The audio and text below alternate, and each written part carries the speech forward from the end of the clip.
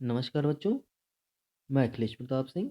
आज मैं आप लोगों को उत्तर प्रदेश बोर्ड कक्षा 6 विषय विज्ञान में पाठ 11 पढ़ाऊंगा। पाठ 11 जिसका नाम है गति या जिसको हम मोशन भी कहते हैं। तो शुरू करते हैं इस पाठ को, देखते हैं इस पाठ में हमको क्या क्या पढ़ना है।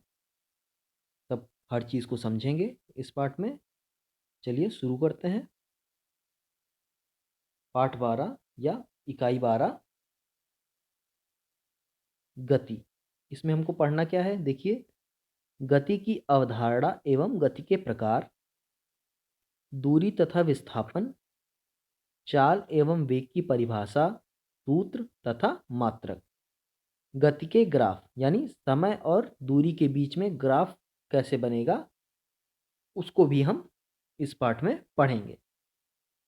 चलिए देखते हैं गति क्या होती है। तो अब जैसा कि आप लोग देखे होंगे कि हम लोग अपने घर से सुबह तैयार होकर निकलते हैं और स्कूल की तरफ जाते हैं, स्कूल में पढ़ाई करने। ठीक है। तो जब हम घर से स्कूल के लिए जाते हैं, तो या तो हम पैदल जाएंगे या तो हम किसी साधन से जाएंगे। ठीक है, या तो पैदल जाएंगे या तो किसी साधन से जाएंगे। अब हम अगर पैदल जाते हैं तो भी हम गति करके ही जा रहे हैं, उसको गति कहते हैं। यानी जब हम स्कूल से या घर से स्कूल जाते हैं तो हमारे जगह में परिवर्तन हुआ। हम घर पे थे, अब कुछ देर बाद हम स्कूल में पहुंच गए तो हमारी जगह परिवर्तित हुई। मान लीजिए हम स्कूल से घर से 8 बजे सुबह के, मानते हैं कि घर से हम सुबह 8 बजे अपने घर से निकले। तो अगर हमारा स्कूल जो है आपके घर से, जो आपका स्कूल है वो आपके घर से 10 मिनट की दूरी पे है। यानी घर से अगर 8 बजे निकलते हैं आप तो 10 मिनट चलेंगे तो 10 मिनट बाद आप स्कूल पहुंच जाएंगे। तब समय होगा 8:10। ठीक। यानी 10 मिनट आपको लगा स्कूल पहुंचने में। 8 बजे आप घर से चले थे और 8:10 पे आप स्कूल पहुंच गए। 10 मिनट आपको लगा स्कूल पहुंचने में। तो क्या हुआ, ये समय जो परिवर्तित हुआ 8 से 8:10 हो गया और जगह आपकी बदल गई। आप घर पे थे, घर से पहुंच गए स्कूल। ठीक है। तो हम कह सकते हैं यहाँ पे कि जो भी वस्तु, कोई भी वस्तु अगर अपने जगह में, या उसी को हम कहते हैं स्थिति। ठीक है, आप कह सकते हैं स्थिति या जगह में समय के सापेक्ष परिवर्तन करती हो। ठीक है, यानी समय के हिसाब से जैसे जैसे समय परिवर्तित हो रहा है वैसे वैसे वो वस्तु अपना स्थान भी या अपनी जगह भी परिवर्तित कर रही है। तो उसको हम कहेंगे गति। एक तरह से उसको हम कहेंगे गति। अब उदाहरण में आपने देखा होगा मोटरसाइकिल चलती है तो वो भी गति करती हुई चलती है। आपने सुना होगा कि लोग जब मोटरसाइकिल बहुत तेज चलाते हैं तो आप कहते होंगे ना, बहुत तेज चला रहा है। ठीक है, ऐसे कहते हैं ना, आओ देखो बहुत तेज चला रहा है गाड़ी, ऐसे कहते हैं ना। तो वो क्या है, बहुत तेज गति में जा रहा है, यही कहते हैं वो बहुत तेज गति में जा रहा है। यानी उसकी चाल, गति को चाल भी कहते हैं। ठीक है, स्पीड, गति, चाल, ये सब एक ही चीज़ को कहते हैं। कोई स्पीड कहता है इंग्लिश में, कोई चाल कहता है, कोई गति कहता है। ठीक है, तो सब एक ही चीज़ होता है। ऐसे ही मोटरसाइकिल हो गया, कार हो गया, ट्रक हो गया, आप अगर पैदल चल रहे हैं या आप दौड़ रहे हैं तो ये सब क्या है, गति का एक रूप है। चलिए आगे देखते हैं इसमें। देखिए, विराम तथा गति की अवस्था। विराम, जब कोई वस्तु अपने स्थान पे रखी है, पड़ी है, वो अपनी जगह से बिल्कुल नहीं हिल रही है, तो उसको हम कहेंगे विराम अवस्था में। अभी विज्ञान की भाषा में हम क्या कहेंगे, विज्ञान की भाषा में हम कहेंगे जब कोई वस्तु अपनी जगह या अपनी स्थिति में परिवर्तन नहीं करती है समय के सापेक्ष। ठीक, तो वो कहा जाएगा कि वो वस्तु विराम अवस्था में है। ठीक, यहाँ देखिए लिखा हुआ है, देखिए समय के साथ वस्तु की स्थिति में परिवर्तन ना होना या परिवर्तन ना हो तो वस्तु विराम अवस्था में होती है। वहीं जब यदि समय के साथ वस्तु की स्थिति में परिवर्तन हो तो वस्तु गतिशील अवस्था में होती है। जैसा मैंने बताया, समय के सापेक्ष मतलब समय के साथ, ठीक है। समय के सापेक्ष का मतलब होता है समय के साथ। तो जब कोई वस्तु समय के साथ यानी जैसे जैसे समय बढ़ रहा है वैसे वैसे यानी समय बढ़ रहा है, समय बढ़ेगा ही, समय घटता तो है नहीं, समय हमेशा आगे ही बढ़ता है। तो जैसे जैसे समय बढ़ रहा है वैसे वैसे अगर वस्तु अपनी स्थिति में या अपनी जगह में परिवर्तन करती है तो उसको गतिमान कहा जाएगा या गतिशील अवस्था कहा जाएगा।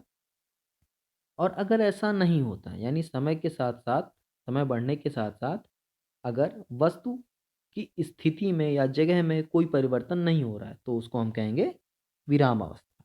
ठीक है, चलिए अब आगे देखते हैं आगे क्या है। देखिए गति के प्रकार। अभी तो आपने देखा गति किसको कहते हैं या किस वस्तु को हम कह सकते हैं कि वो गति अवस्था में है या गति अवस्था में नहीं है। अभी तक तो आपने ये जाना। अब जानते हैं गति के प्रकार कितने होते हैं, टाइप ऑफ मोशन। देखिए गति के प्रकार, तो क्या है, गति के कई प्रकार हैं। देखिए एक तो ये है सरल रेखीय गति, यानी एक सरल रेखा में जो गति होती है उसको कहते हैं सरल रेखीय गति। जैसे कोई गाड़ी चल रही है, ये देखिए गाड़ी एक सीध में चल रही है, ठीक। तो एक सीध में चल रही है इसलिए ये क्या है, सरल रेखीय गति। जब मिलिट्री के जवान या सिपाही लोग मार्च पास्ट करते हैं तो एक सीध में करते हैं ना, एक सीध में देखा होगा आपने चलते हुए इन्हें, तो इसे भी हम कहेंगे क्या, सरल रेखीय गति।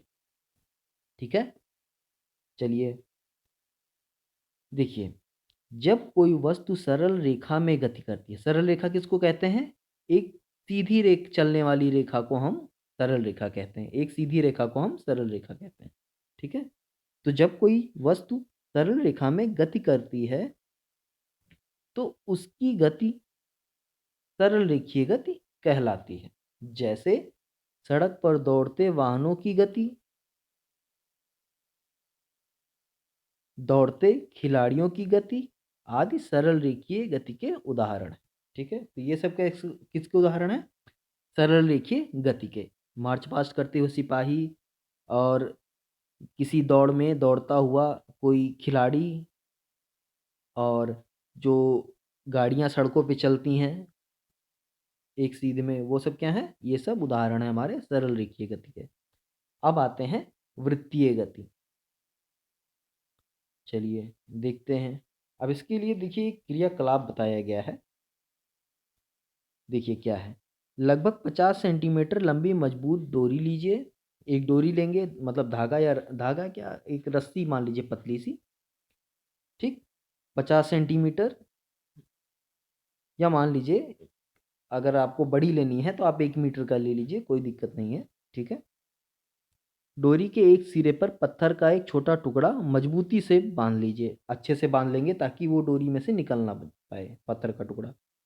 डोरी का दूसरा सिरा हाथ से पकड़कर अपने चारों ओर क्षैतिज तल में घुमाएं। ये देखिए, ये हाथ की उंगली है, ठीक। और ये एक डोरी में पत्थर बंधा हुआ है, तो इसको ऐसे ऐसे घुमाना है हमको, ठीक है, ऐसे ऐसे घुमाना है इस दिशा में, ठीक, ऐसे ऐसे ये घूमेगा, ठीक। पत्थर की गति का अवलोकन कीजिए। तो जब आप घुमाएंगे तो आप क्या देखेंगे, आपकी उंगली एक जगह स्थिर रहती है और उस उंगली के चारों ओर वो पत्थर घूमता रहता है, ठीक। ये सेम एकदम उसी प्रकार है जैसे सूर्य के चारों ओर पृथ्वी घूमती है, ठीक है, एकदम उसी प्रकार से ये घूमेगा। तो क्या होगा, पत्थर का टुकड़ा वृत्ताकार मार्ग पर गति कर रहा है तथा उंगली से पत्थर की दूरी सदैव समान रहती है। पत्थर की इस प्रकार की गति को वृत्तीय गति कहते हैं। तो समझ गए आप लोग, वृत्तीय गति उसे कहते हैं जब कोई वस्तु एक बिंदु से निश्चित दूरी पर उसके चारों ओर घूमती रहे। जैसे ये एक बिंदु है और ये कोई वस्तु है, अब ये वस्तु इस बिंदु के चारों ओर एकदम निश्चित दूरी पे ऐसे घूमती है बार बार, या एक बार या बार बार, जैसे भी हो, ठीक है। अगर एक निश्चित दूरी पे घूम रही है, जैसे सूर्य के चारों ओर पृथ्वी का घूमना, तो पृथ्वी क्या है, सूर्य के चारों ओर घूमती है और एक निश्चित दूरी पे घूमती है, ठीक है। तो इस तरह की गति को हम कहते हैं वृत्तीय गति। देखिए, जब कोई वस्तु किसी निश्चित बिंदु के चारों ओर एक निश्चित दूरी पर वृत्ताकार मार्ग पर चक्कर लगाती है, तो उसकी गति वृत्तीय गति कहलाती। जैसे सूर्य के चारों ओर पृथ्वी की गति, पृथ्वी के चारों ओर चंद्रमा की गति, घड़ी की सुइयों की गति, कोलू चलते हुए बैलों कोलू चलाते हुए बैलों की गति आदि वृत्तीय गति के उदाहरण हैं, ठीक है। तो वृत्तीय गति भी आप लोगों ने देख लिया। अब आते हैं घूर्णन गति, ठीक है। घूर्णन गति, देखिए घूर्णन गति क्या होती है। घूर्णन गति का सबसे अच्छा उदाहरण है लट्टू का घूमना। आपने सुना होगा लट्टू का घूमना। लट्टू है ना, लट्टू में डोरी बांध के जब उसको नचा फेंकते हैं तो वो एक अपनी एक बिंदु पे ऐसे घूमता रहता है। कुछ देर घूमेगा, उसके बाद अपनी अक्ष पे एक ही बिंदु पे, ये देखिए एक ही बिंदु पे ये ऐसे ऐसे घूमता रहता है लट्टू। या फिर जो कुम्हार है, कुम्हार जिससे मिट्टी का बर्तन बनाता है, ये जो चरखा होता है इसका चाक, ठीक, ये एक ही बिंदु पे घूमता रहता है और उसी पे कुम्हार मिट्टी के बर्तन बनाता रहता है, ठीक है। या फिर ये चरखा जो है, ये चरखा एक बिंदु पे ऐसे यहाँ पे जुड़ा रहता है और ये चक्कर काटता रहता है, घूमता रहता है। ये सब क्या है, घूर्णन गति के उदाहरण। अब घूर्णन गति क्या होती है, देखिए क्या होता है। जब कोई वस्तु एक बिंदु पे रहकर एक बिंदु पे रहकर उसी बिंदु पे ऐसे घूमती रहती है, चारों तरफ ऐसे ऐसे घूमती रहती है, ठीक है, उसको कहते हैं घूर्णन गति। यानी कोई वस्तु अपने अक्ष पे घूमती हुई रहे, घूम रही हो, तो उसको कहते हैं घूर्णन गति। जैसे लट्टू का घूमना, ये अपने एक ही निश्चित बिंदु पे ऐसे यहाँ पे ऐसे घूम रहा है, चारों ऐसे घूम रहा है, ठीक है। एक उदाहरण और है, जैसे सूर्य। सूर्य क्या है, सूर्य अपने ही बिंदु पे घूम रहा है, ठीक, वो जहाँ पे है वहीं पे घूम रहा है। दूसरा एक उदाहरण कह सकते हैं हम, पृथ्वी। पृथ्वी क्या है, सूर्य के चारों ओर भी घूमती रहती है और साथ साथ अपने अक्ष पे भी घूमती रहती है, ठीक है। पृथ्वी क्या करती है, घूर्णन गति भी करती है और वृत्तीय गति भी करती है, ठीक है। चलिए देखते हैं। जब कोई वस्तु अपनी धुरी या अक्ष के चारों ओर घूमती है तो उस गति को घूर्णन गति कहते हैं, ठीक। जैसे बर्तन बनाने वाले कुम्हार की चाक की गति, घूमती फिरकी की गति, घिरनी की गति आदि घूर्णन गति के उदाहरण हैं। कुछ बिंदु हैं, ये देखिए। वृत्तीय गति में वस्तु एक निश्चित बिंदु के चारों ओर गति करती है। अभी ऊपर आपने देखा वृत्तीय गति में क्या होता है, एक वस्तु एक निश्चित बिंदु से एक निश्चित दूरी पे उसके चारों ओर घूमेगी। जबकि घूर्णन गति में वस्तु अपने अक्ष के परित गति करती है, यानी अपने अक्ष पे ही घूमेगी, ठीक है। घूर्णन और वृत्तीय गति में यही अंतर है। घूर्णन गति में वस्तु अपने अक्ष पे घूमती है, यानी एक ही बिंदु पे घूमेगी, बिंदु के ऊपर घूमेगी, ये याद रखिए, ठीक। घूर्णन गति में वस्तु अपने बिंदु पे ही घूमती है। वहीं वृत्तीय गति में वस्तु एक निश्चित बिंदु से एक निश्चित दूरी पे उसके चारों ओर घूमेगी, ठीक है। चलिए अब आगे देखते हैं क्या है। अब आता है एक आवृत्ति गति, आवर्ती गति, ठीक है। आवर्ती गति क्या होती है, देखिए आवर्ती गति वो गति होती है कि जब कोई गति अपने आप को दोबारा दोहराती है, ठीक, तो उसको कहते हैं आवर्ती गति। अब जैसे यहाँ पे एक उदाहरण में दिया गया है एक घड़ी। अब घड़ी में ये जो सुई है ना, ये क्या होती है, हमेशा ऐसे ऐसे घूमती रहती है घड़ी में चारों ओर, एक चक्कर पूरा करेगी। दोबारा फिर एक चक्कर पूरा करेगी, तो ये हमेशा ऐसे घूमती रहती है। ठीक है, दोनों सुई, छोटी सुई हो, बड़ी सुई हो, या सेकंड वाली सुई हो, वो क्या सारी सुइयां ऐसे घूमती रहती हैं। तो ये क्या है, एक ही तरह की गति को ये बार बार दोहरा रही है। तो इसी चीज को कहते हैं हम आवर्ती गति। यानी अगर एक ही प्रकार की गति को कोई वस्तु बार बार दोहराती है तो उसे हम कहते हैं आवर्ती गति। देखिए, जब कोई गति करती हुई वस्तु एक निश्चित समय के बाद अपनी गति को दोहराती है तो उस गति को आवर्ती गति कहते हैं, या वो गति आवर्ती गति कहलाती है। जैसे सूर्य के चारों ओर पृथ्वी की गति, घड़ी की सुइयों की गति आदि आवर्ती गति के उदाहरण हैं। ठीक है, तो घड़ी के सुइयों की गति क्या है, आवर्ती गति के उदाहरण है। अब देखिए, घड़ी की सुई क्या है, दोनों गति करती है यहाँ पे। अब ये सुई ऐसे गोल गोल घूमी एक निश्चित बिंदु से, ये इसका बिंदु है, एक निश्चित दूरी पे घूमती है, तो ये वृत्तीय गति भी करती है। लेकिन अब वही वृत्तीय गति ये बार बार करती है, हमेशा करती है, इसलिए इसमें आवर्ती गति भी होती है। ठीक है, वृत्तीय गति के साथ साथ आवर्ती गति भी होती है। चलिए अब अगला देखते हैं, दोलन या कंपन गति। ठीक है, दोलन या कंपन गति। देखिए, इसके लिए एक क्रियाकलाप दिया है। लगभग 50 सेंटीमीटर लंबी मजबूत डोरी लेंगे, उसके एक सिरे पर छोटा पत्थर का टुकड़ा बांध देंगे।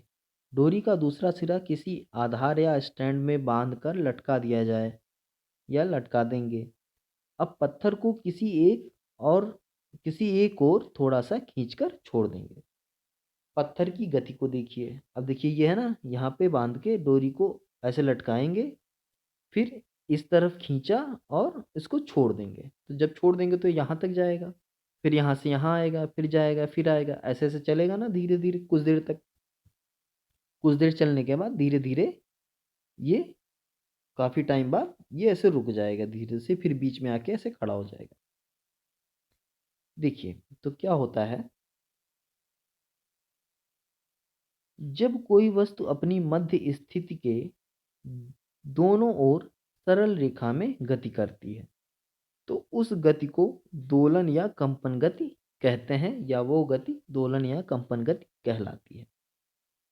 देखिए, पहले तो ये इस तरफ गया, उसके बाद पूरा इस तरफ आया, और उसके बाद फिर यहाँ तक।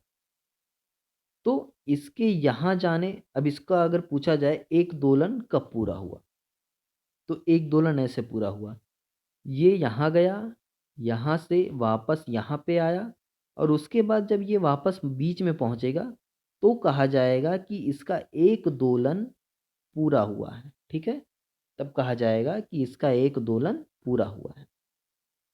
ठीक, तो दोलन गति आप जान गए।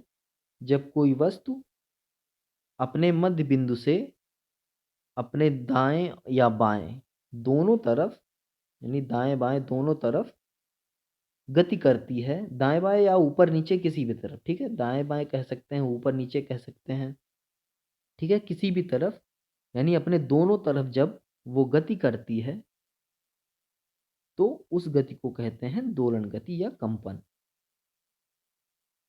ठीक है, दोनों तरफ सरल रेखा में गति करेगी तो उसे हम कहेंगे दोलन गति या कंपन गति। जैसे उदाहरण के लिए, झूले में झूलते बच्चे की गति, दीवार घड़ी के पेंडुलम की गति आदि दोलन गति के उदाहरण है। जैसे अब दीवार घड़ी में बहुत जगह आपने देखा होगा, जो घड़ियां होती हैं दीवार घड़ी, उसमें पेंडुलम नीचे कुछ लटका रहता है, तो वो हमेशा दाएं बाएं ऐसे घूमता रहता है। ठीक है, तो उसको कहेंगे दोलन गति। चलिए अब आगे देखते हैं। देखिए, कुछ विशेष चीजें हैं, इस पे भी ध्यान दीजिए। एक वस्तु में कई प्रकार की गति हो सकती है। जैसे अभी मैंने ऊपर बताया आवर्ती गति वाला जब पढ़ रहे थे, कि जो घड़ी की सुई है वो एक तो गोल गोल घूम रही है, तो वो हो गया हमारा क्या, वृत्तीय गति। लेकिन वो कई हमेशा गोल गोल घूमती रहती है, इसलिए वो आवर्ती गति भी हो गई। यानी घड़ी में दो तरह की गति होती है, एक वृत्तीय गति, एक आवर्तीय गति। तो वही कह रहा है कि एक वस्तु में कई प्रकार की गति हो सकती है, जैसे चलती हुई साइकिल के पहिए में घूर्णन गति और रेखीय गति दोनों होती है। दोलन गति या कंपन गति आवर्ती गति की ही विशेष अवस्थाएं हैं। ठीक है। अब दोलन गति में क्या होता है, वस्तु अपने मध्य बिंदु से क्या होता है, बार बार ऊपर नीचे दाएं बाएं या अपने मध्य बिंदु से के दोनों तरफ बार बार घूमती रहती है, आती जाती रहती है, तो इसलिए उसको आवर्ती गति भी कहेंगे और दोलन गति भी कहेंगे। ठीक है। चलिए अब आते हैं दूरी तथा विस्थापन पे। दूरी क्या होती है, विस्थापन क्या होता है। चलिए सबसे पहले तो यहाँ पे एक चित्र बना है, इस चित्र को देखते हैं, बाकी सब छोड़िए अभी आप। ये एक चित्र बना है, ये चित्र है ना, ये चित्र दिख रहा है आपको, ये चित्र को देखिए आप। इसमें एक बिंदु आ है, एक बा है, एक सा है, एक दा है। ठीक है। ये चार बिंदु हैं। अब मान लीजिए यहाँ पे हम मानते हैं कि हमको आ बिंदु से सा बिंदु पे आना है। ठीक। अब आ बिंदु से सा बिंदु पे आना है तो हमारे पास कितने रास्ते हैं, देखिए तीन रास्ते हैं। चित्र के हिसाब से देखेंगे तो एक रास्ता तो ये है, अगर हम इधर से जाएंगे इधर से जाएंगे तो हम सा पे पहुंच जाएंगे। ठीक। और एक रास्ता ये है जो जिस बीच में से गया है, एकदम सीधी रेखा बना के गया है। ठीक है। एक रास्ता तो आ से सा तक जाने का ये है जो एकदम सीधी रेखा बना रहा है। ठीक, ये रेखा एकदम सीधी है ना, ये आ से सा तक जाएगा। अब पूछा जाए कि सबसे छोटी दूरी क्या है, तो सबसे छोटी दूरी तो यही है। कहते हैं ना, दो बिंदु के बीच में सबसे छोटी दूरी को ही सीधी रेखा कहते हैं। यानी दो बिंदु के बीच में अगर कोई सीधी रेखा खींच दी जाए तो उसी को हम सबसे छोटी दूरी कहेंगे। ठीक है। देखिए तो यहाँ पे लिखा है किसी वस्तु द्वारा तय किए गए पथ की लंबाई उसकी दूरी कहलाती है तथा प्रारंभिक स्थिति और अंतिम स्थिति के बीच की न्यूनतम लंबाई विस्थापन कहलाती है। तो यहाँ से हमको ये पता चला दूरी क्या होती है और विस्थापन। देखिए अब उदाहरण के लिए मान लेते हैं ये हमारा घर है और ये हमारा स्कूल है। ठीक है। ये हमारा आ से आवास है और ये हमारा सा से मान लीजिए है स्कूल है। ठीक है। अब कोई बच्चा, अब दो दोस्त हो। ठीक है। एक दोस्त कहता है कि मैं इस वाले रास्ते से जाऊंगा और एक आप कहते हैं कि मैं इस वाले रास्ते से जाऊंगा। ठीक है। तो जब आपका दोस्त इस वाले रास्ते से जाएगा तो ऐसे पैदल चल के जाएगा, तो पैदल चल के जाएगा या तब यहाँ पहुँचेगा। वहीं जब आप यहाँ से जाएंगे तो इस रास्ते से आप जल्दी पहुँच जाएंगे। ठीक है। चलिए अभी टाइम का कुछ लेना देना नहीं है, कौन पहले पहुँचता है कौन देर में पहुँचता है उसकी बात नहीं है। ठीक है। तो आप दोनों लोग स्कूल पहुँच गए। अब आपने अपने दोस्त से पूछा कि तुम कितनी दूर चल के आए हो। ठीक है। तो उसने कहा, मान लीजिए मान लेते हैं कि उसने कहा कि मैं 5 किलोमीटर चल के आया। ठीक। उसने कहा मैं 5 किलोमीटर चल के आया, लेकिन आपने कहा कि नहीं मैं तो सिर्फ 2 किलोमीटर चल के आया। देखिए क्यों, क्योंकि उसको चलना भी तो ज़्यादा पड़ा, पहले वो सीधा गया फिर ऐसे मुड़ के आया। वहीं आप क्या हुआ, आपने विकर्ण बना दिया, ऐसे विकर्ण या एकदम छोटा सीधी रेखा में आप चलते चले आए तो आपकी दूरी भी कम हो गई, लेकिन उसको दूरी ज़्यादा चलनी पड़ी। तो यहाँ पे अगर पूछा जाए कि आपके दोस्त ने कितनी दूरी तय की, तो आपका दोस्त कहेगा कि मैंने 5 किलोमीटर की दूरी तय की है। लेकिन अगर आपसे पूछा जाए कि आपने कितनी दूरी तय की, तो आप कहेंगे मैंने 2 किलोमीटर की दूरी तय की है। ठीक है। लेकिन दूरी तो यहाँ आप दोनों ने अपनी अपनी बता दी, लेकिन कोई तीसरा है, अब वो पूछता है कि आपके घर से, अब दोनों का घर एक ही जगह है आसपास। ठीक है। तो वहाँ से आपके स्कूल के बीच की दूरी आप दोनों ने अपनी अलग अलग बता दी। लेकिन अब कोई पूछता है कि आपके स्कूल से या आपके घर से स्कूल तक का विस्थापन क्या है। तो विस्थापन में आप ये देखा जाएगा कि सबसे छोटी दूरी या सबसे कम दूरी कितनी है आपके घर से स्कूल तक की। तो सबसे कम दूरी क्या है? सबसे कम दूरी है यही सीधी रेखा, और इस दूरी को आपने तय किया है जो आपने बताया 2 किलोमीटर, ठीक है? तो कहा जाएगा कि जो सबसे छोटी दूरी होती है 2 स्थानों के बीच में या 2 बिंदुओं के बीच में, उसी को हम कहते हैं विस्थापन, ठीक है? तो आप समझ गए कि दूरी विस्थापन में जो विस्थापन है वो सबसे छोटी दूरी होती है किसी भी 2 बिंदुओं के बीच की, उसको हम कहते हैं विस्थापन। बाकी दूरी दूरी होती है कि आपने कितना चला या कितनी दूरी आपने तय की, उसको हम कहते हैं दूरी। है यानी उस पथ की लंबाई कितनी है उसको हम कहते हैं दूरी।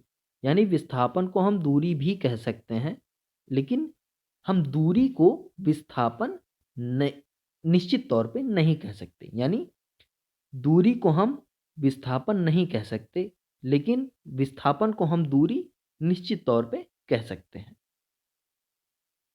चलिए, अब यहाँ पे एक चित्र बना है, इसके बारे में समझते हैं। ये एक चित्र है, ठीक है?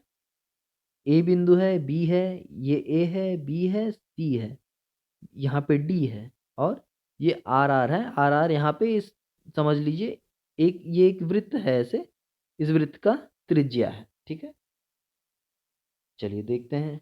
यदि कोई व्यक्ति वृत्ताकार मार्ग पर चलते हुए आधे वृत्त का रास्ता तय करता है, यानी ये एक वृत्ताकार मार्ग है, ए से चल के सी तक कोई व्यक्ति गया, तो उसके द्वारा चली गई दूरी ए बी सी हो गई, ठीक है? ए बी सी हो गई, तथा विस्थापन ए डी सी। अब विस्थापन क्या होगा? 2 बिंदुओं के बीच की सबसे छोटी दूरी। तो 2 बिंदुओं के बीच की सबसे छोटी दूरी क्या होगी? ए डी सी, ठीक है? यानी ए डी सी हो गया हमारा विस्थापन। और चार दूरी कितनी हो गई? ए बी सी, ठीक है? यदि कोई व्यक्ति वृत्ताकार मार्ग पर पी से चलकर क्यू आर एस से होता हुआ पुनः पी पर पहुंचता है। अब देखिए वृत्ताकार मार्ग पे जो अगला चित्र है इसको देखिए, ठीक है? ये यानी इसने वृत्त को पूरा कर दिया। अब ये यहाँ से चला, ठीक है? और यहाँ से चल के यहाँ पे आ गया, पूरा घूम के पहुँच गया। तो उसके द्वारा तय की गई कुल दूरी वृत्त की परिधि तथा विस्थापन शून्य होगा। अब देखिए विस्थापन शून्य क्यों होगा? देखिए विस्थापन का मतलब क्या का बताया गया आपको? विस्थापन का मतलब बताया गया कि 2 बिंदुओं के बीच की सबसे कम दूरी। लेकिन ये यहाँ से जब कोई इंसान पी से चला और पी पे वापस आ गया, तो आप क्या कहेंगे? इन दोनों बिंदुओं के बीच की सबसे छोटी दूरी क्या होगी? तो सबसे छोटी दूरी तो शून्य हो गई, क्योंकि वो जहाँ से चला था वहीं पे आके पहुँच गया। तो यहाँ पे कहा जाएगा विस्थापन शून्य हो गया, क्योंकि जो व्यक्ति जहाँ से चला था वहीं पे आ गया, तो उस जगह की उसके द्वारा चली गई दूरी जो है वो तो बताएगा कि उसने यहाँ से यहाँ तक की दूरी तय की है, इतने कदम चला है। लेकिन 2 बिंदु तो हुए ही नहीं, पहला बिंदु और आखिरी बिंदु एक ही जगह पे आके मिल गए, तो दोनों बिंदुओं के बीच की जो दूरी होगी वो विस्थापन जो होगा या सबसे छोटी दूरी जिसको कहेंगे वो शून्य हो जाएगी। इसीलिए विस्थापन शून्य हो जाता है, ठीक है? अब इस बिंदु से कोई चला है और इस बिंदु पे घूम के वापस आ गया, तो दूरी तो ये बताई जाएगी कि इसने इतना चला, लेकिन प्रारंभिक बिंदु और आखिरी बिंदु एक ही जगह आके मिल जाते हैं। इसीलिए उन दोनों बिंदुओं के बीच की जो सबसे छोटी दूरी होती है वो शून्य हो जाती है, और यही कारण होता है कि जब कोई व्यक्ति एक जगह से चल के उसी जगह पे वापस आ जाता है तो विस्थापन शून्य हो जाता है, ठीक है?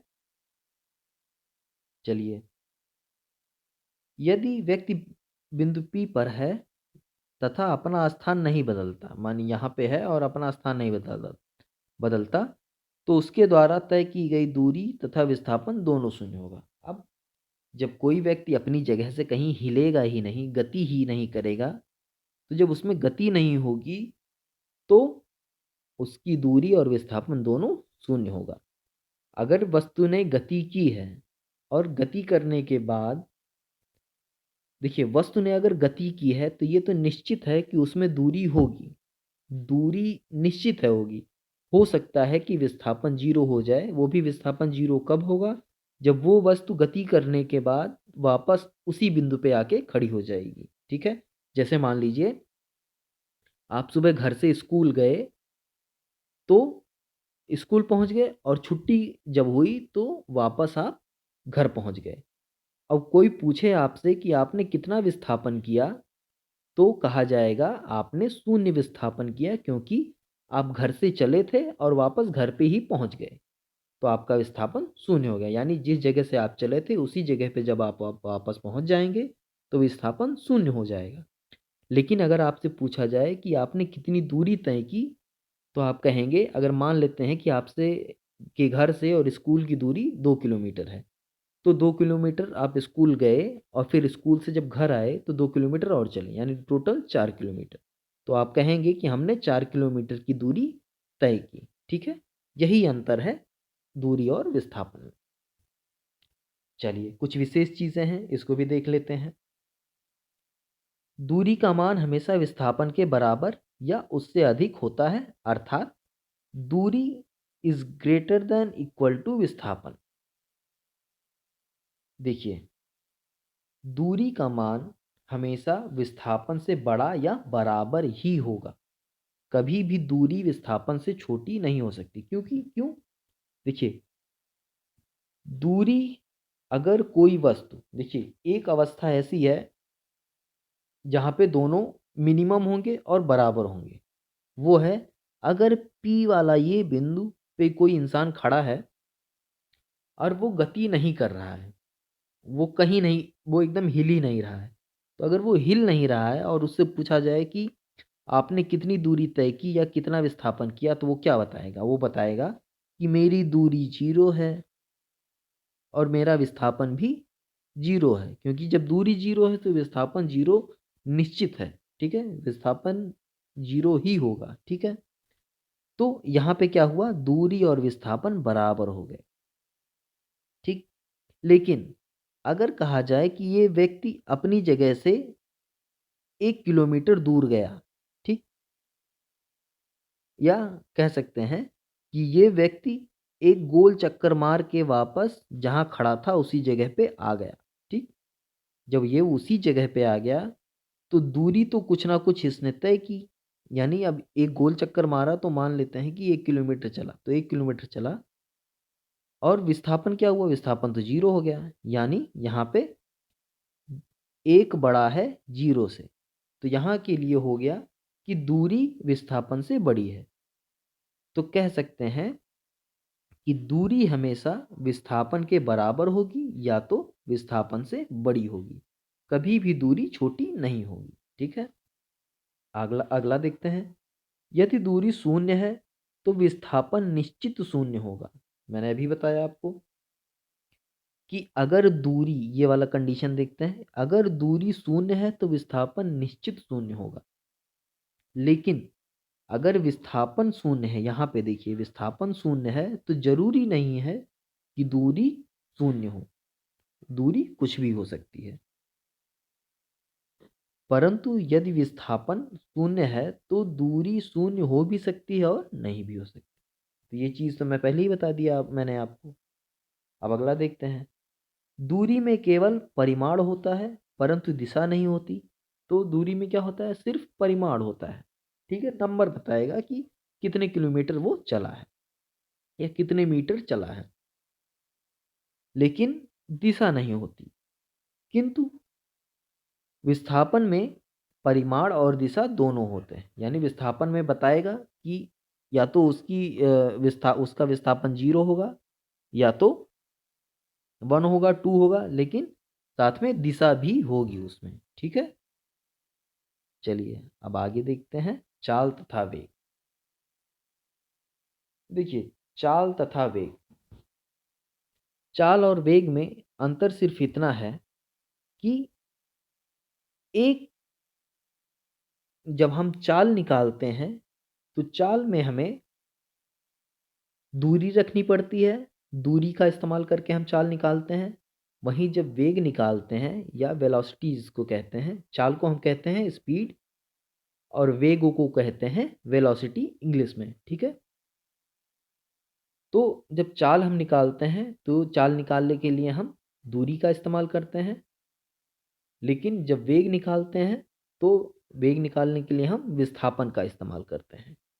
तो यहाँ पे आइए देखिए, यदि एक वाहन निश्चित समय में अधिक दूरी अथवा विस्थापन तय करे और दूसरा वाहन उतने ही समय में कम दूरी अथवा विस्थापन तय करे, तो पहले वाहन की गति तीव्र तथा दूसरे वाहन की गति मंद कहलाती है, ठीक है। चलिए अब यहाँ देखते हैं, नीचे देखिए यहाँ पे,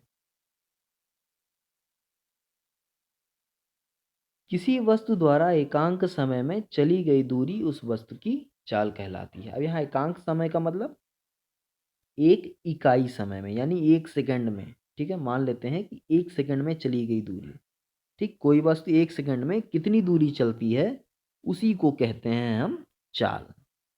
चाल का एसआई पद्धति में मात्रक होता है मीटर प्रति सेकंड, ठीक है। तो इसका इकाई आप याद रखेंगे, चाल की इकाई होती है मीटर प्रति सेकंड।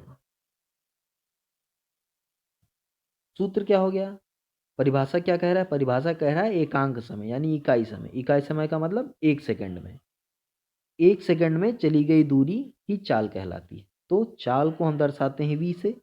चाल बराबर हो गया हमारा वस्तु द्वारा तय की गई दूरी बटे दूरी को तय करने में लगने वाला समय, ठीक है। तो अगर समय 1 सेकंड है और 1 सेकंड में तय की गई दूरी जो भी है उसी को हम कहेंगे उस वस्तु की चाल। अब वेग क्या है, देखिए अंतर क्या है चाल और वेग में। किसी वस्तु द्वारा एकांक समय में तय किए गए विस्थापन को उस वस्तु का वेग कहते हैं। ऊपर चाल में क्या था, तय की गई दूरी, देखिए यहाँ पे लिखा ना चली गई दूरी, ये लिखा है। वहीं पे तय किए गए विस्थापन, ठीक है। दोनों में बस इतना ही फर्क है, चाल में चली गई दूरी है और विस्थापन में वेग में तय किया गया विस्थापन, ठीक। चाल को कहते हैं चाल बराबर दूरी बटा समय, ठीक। चाल का फॉर्मूला हो जाएगा तुम्हारा चाल बराबर दूरी बटे समय, ये हो गया तुम्हारा चाल बराबर। वेग क्या है, विस्थापन बटे समय। इसका मात्रक क्या होता है, इसका मात्रक भी होता है मीटर प्रति सेकेंड, ठीक है। क्योंकि इसमें भी एकांक समय में इकाई समय में तय किया गया विस्थापन, विस्थापन हम किस में नापते हैं, मीटर में नापते हैं। दूरी किस में नापते हैं, मीटर में नापते हैं।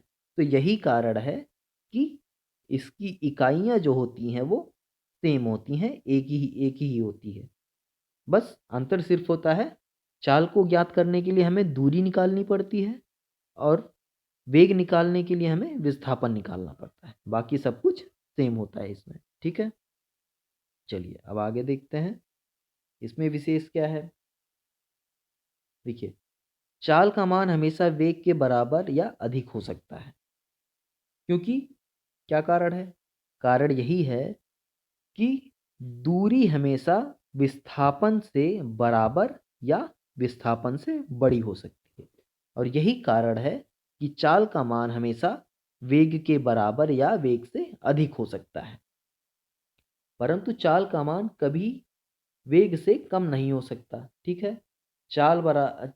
चाल हमेशा ग्रेटर देन इक्वल टू होगा वेग से, ठीक है। तो इसका कारण क्या है, कारण यही है क्योंकि दूरी is greater than equal to वेग, विस्थापन, ये आपने ऊपर पढ़ा, ठीक है। आपने पढ़ा ना दूरी हमेशा बड़ा होगा और बराबर होगा विस्थापन के। यदि चाल शून्य है तो वेग निश्चित शून्य होगा। ये चीज़ संबंध रखती है हमने जो अभी ऊपर पढ़ा कि दूरी शून्य है तो विस्थापन निश्चित शून्य होगा, और यही कारण है कि चाल शून्य है अगर तो वेग निश्चित शून्य होगा, परंतु वेग शून्य है तो चाल शून्य या अशून्य दोनों हो सकता है।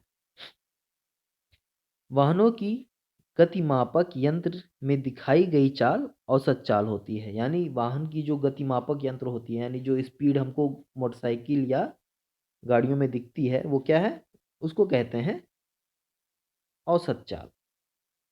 एवरेज स्पीड बोलते हैं उसको। ठीक है, औसत चाल बराबर क्या होता है? औसत चाल बराबर होता है कुल चली गई दूरी बटे कुल लगा समय। उसको बोलते हैं औसत चाल या एवरेज स्पीड। तो इसका सूत्र याद रखेंगे आप लोग। कुल चली गई दूरी, वाहन ने कितनी दूरी चली है, और हम भाग करेंगे किससे, उस दूरी को चलने में कितना समय लगा, उससे हम भाग कर देंगे तो हमारा औसत चाल आ जाएगा। चाल में केवल परिमाण होता है, दिशा नहीं होती, परंतु वेग में परिमाण और दिशा दोनों होती है। इसका कारण क्या है? क्योंकि चाल बराबर दूरी बटा समय होता है और दूरी में सिर्फ परिमाण होता है, इसीलिए चाल में भी सिर्फ परिमाण होता है। वहीं वेग बराबर होता है विस्थापन बटे समय, तो विस्थापन में परिमाण और दिशा दोनों होती है। यही कारण है कि वेग में परिमाण और दिशा दोनों होती है। ठीक है, चलिए कुछ और भी जानते हैं कुछ बातें। आपने मोटरसाइकिल एवं कार में एक मीटर लगा हुआ देखा होगा, उसके कोने पर किलोमीटर प्रति घंटा लिखा रहता है। मोटरसाइकिल का जो स्पीड बताने वाला मीटर होता है ना, जो सुई ऐसे बढ़ती रहती है, 10 20 30 ऐसे जाती रहती है, वहाँ पे एक जगह लिखा रहता है बीच में या थोड़ा सा किनारे, किलोमीटर प्रति घंटा या किलोमीटर पर आवर इसको पढ़ते हैं। ठीक है, इसे चाल मापी या स्पीडोमीटर कहते हैं।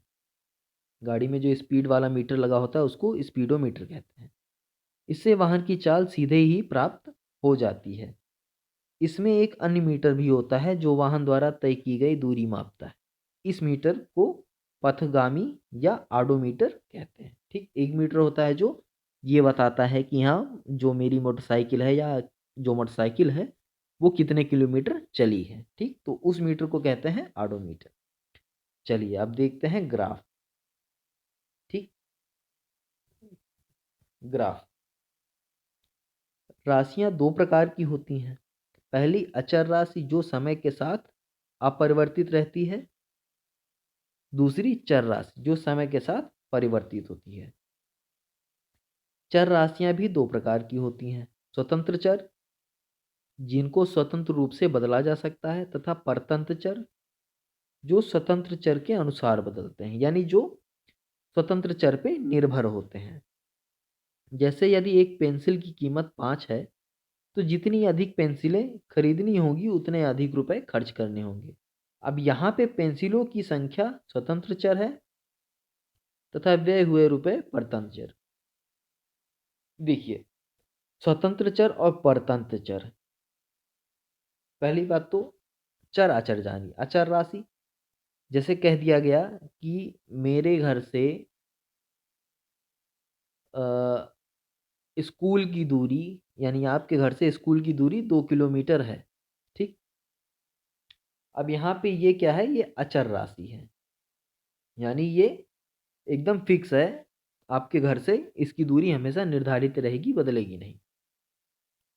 लेकिन अब आप अपने घर से निकलते हैं जब, और आप अपने कोई मीटर ले लीजिए जिसमें ये बताए कि आपने कितना कितने कदम आप चले, तो आप अपने घर से निकलेंगे, घड़ी में समय देख लेंगे कि 8 बजे निकले हैं और वो मीटर ले लेंगे। तो आप जैसे जैसे आगे बढ़ते जाएंगे समय भी बढ़ता जाएगा और आप कितने कदम चले हैं ये भी बदलता जाएगा।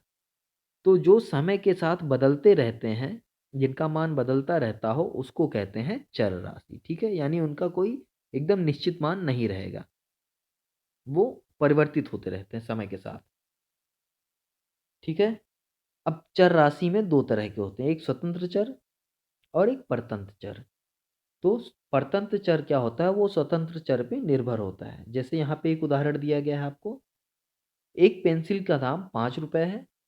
तो पेंसिल का दाम तो फिक्स हो गया, यानी ये क्या है, ये एकदम निश्चित है कि एक पेंसिल अगर आपको लेंगे तो आपको 5 रुपये देना पड़ेगा। ठीक है। तो यहाँ पे अगर मान लीजिए हमको 5 पेंसिल लेना हो या 10 पेंसिल लेना हो, तो ये क्या हुआ, यहाँ तो मान लीजिए 5 पेंसिल लेना हो तो 5 पेंसिल का दाम हो गया 5×5 यानी 25 रुपये। तो पैसा तो एकदम फिक्स है, यानी पेंसिल की संख्या जो है वो स्वतंत्र चर है, यानी जो 5 पेंसिल हमको लेना है वो स्वतंत्र चर है। लेकिन वही जो रुपए हम देंगे वो क्या है, परतंत्र चर। वो निर्भर करता है कि हम कितनी पेंसिल लेंगे, उस हिसाब से वो बदलेगा। चलिए अब आगे आते हैं। ठीक है, अब देखिए यहाँ जो ग्राफ पेंसिल और रुपए के बीच में बनाया गया है, जैसे जैसे पेंसिल की संख्या बढ़ेगी, ठीक, वैसे वैसे रुपए की मात्रा भी बढ़ेगी। ठीक है, यानी रुपए भी बढ़ता जाएगा जैसे जैसे पेंसिल की संख्या बढ़ेगी। अब समय और दूरी के बीच में ग्राफ बनाना है। देखते हैं ये ग्राफ कैसा होता है। यहाँ देखिए, समय मिनट में दिया है और यहाँ दूरी किलोमीटर में दिया है। तो 0 पे 0, 2 मिनट में 1 किलोमीटर, 4 मिनट में 2 किलोमीटर चला, 6 मिनट में 3 किलोमीटर चला, 8 मिनट में 4 किलोमीटर चला, ऐसे ही 10 मिनट में 5 किलोमीटर चला। कोई ऐसी वस्तु है या गाड़ी है, ठीक है, जो ऐसे चल रही है। ठीक, अब इसका ग्राफ जब देखेंगे तो अब यहाँ पे देखिए ग्राफ तो 10 किलोमीटर 10 मिनट में 5 किलोमीटर चला। तो 5 किलोमीटर का तो खांचा हम बना नहीं पाएंगे कॉपी में भाई, एक, क्योंकि 1 किलोमीटर में 1000 मीटर होता है, तो हमारा पन्ना तो बहुत छोटा होता है, 1 मीटर बराबर तो होता नहीं। तो क्या करेंगे, इसके लिए हम लेते हैं ग्राफ पेपर आता है, उसका इस्तेमाल करेंगे। देखिए ग्राफ पेपर कैसा होता है, ये ऐसा होता है कुछ ऐसे। बीच बीच में देखिए ये छोटे छोटे खाने बने हैं, ये देखिए यहाँ पे, ये देखिए, ये जो छोटे छोटे ये खाने बने हैं ना, ये छोटे छोटे खाने ही, इस तरह के पेपर को ही ये छोटे छोटे खाने होते हैं। और ये फिर उसके बाद एक बड़ा बड़ा खाना होता है। ये देखिए ना, ऐसे ऐसे बड़े बड़े खाने भी बने हैं और इनके अंदर ये छोटे छोटे खाने बने हैं। ठीक, तो क्या होता है, एक बड़े खाने के अंदर आपको ये 10 छोटे छोटे खाने आपको मिलेंगे यहाँ से यहाँ तक। ठीक, 10 इधर मिलेंगे, 10 खाने इधर मिलेंगे आपको। ठीक, ये ठीक। तो इन्हीं खानों का इस्तेमाल करके हम बनाते हैं ग्राफ। अब हमारे पास हमको दे दिया गया है ये डेटा। डेटा हमारे पास है कि 0 मिनट में कोई वस्तु चली है 0 किलोमीटर, 2 मिनट में 1 किलोमीटर, 4 में 2, 6 में 3, 8 में 4 और 10 में 5। तो इस ग्राफ को बनाने के लिए हमने क्या किया है, यहाँ पे एक मान मान लिया कि समय जो है 2 मिनट बराबर 10 छोटे खाने, यानी 10 छोटे खाने जो हैं उनको हम मान लेते हैं उनकी मात्रा को 2 मिनट। यानी यहाँ पे ये जो 10 छोटे खाने हैं, 10 छोटे खाने बराबर क्या बनाएंगे, ये एक खाना बनाएंगे। ये इतनी लाइन को हम कहेंगे 10 छोटे खाने। तो ये बराबर होंगे किसके, 2 मिनट के बराबर होंगे। ये देखिए लिखा ना, 10 छोटे खाने बराबर 2 मिनट। ठीक, और फिर लिखा है 1 किलोमीटर बराबर 10 छोटे खाने। तो ये वाले जो खाने हैं, खड़े वाले ये खाने, इनको, इनके 10 खानों को हम मान लेंगे 1 किलोमीटर के बराबर। चलिए अब देखते हैं इसमें ग्राफ कैसे बनाया है। देखिए पहले तो हम मान लेते हैं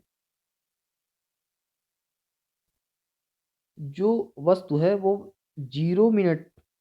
देखिए एक चीज़ और ध्यान देंगे आप, पहले यहाँ पे ग्राफ में जो समय का चलेगा वो समय इस तरफ चलेगा, समय को इस तरफ मापेंगे और किलोमीटर को हम इस दिशा में मापेंगे, दूरी को। ठीक, अब 0 मिनट में कोई वस्तु 0 किलोमीटर चली, तो वो वस्तु समझ लीजिए यहीं पे रहेगी, इस बिंदु पे, जीरो वाले बिंदु पे।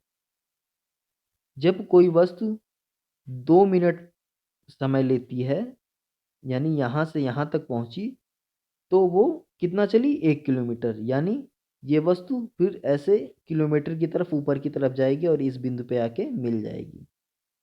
फिर वस्तु 4 मिनट में पहुंची ऐसे 2 किलोमीटर पे, दो की सीध में ऐसे हम बिंदी लगा देंगे, ठीक है। ऐसे दो की सीध में आके यहाँ पे बिंदी बना देंगे। फिर 6 मिनट में वो वस्तु चली 3 किलोमीटर, ये ऐसे यहाँ पे एक बिंदी बना देंगे।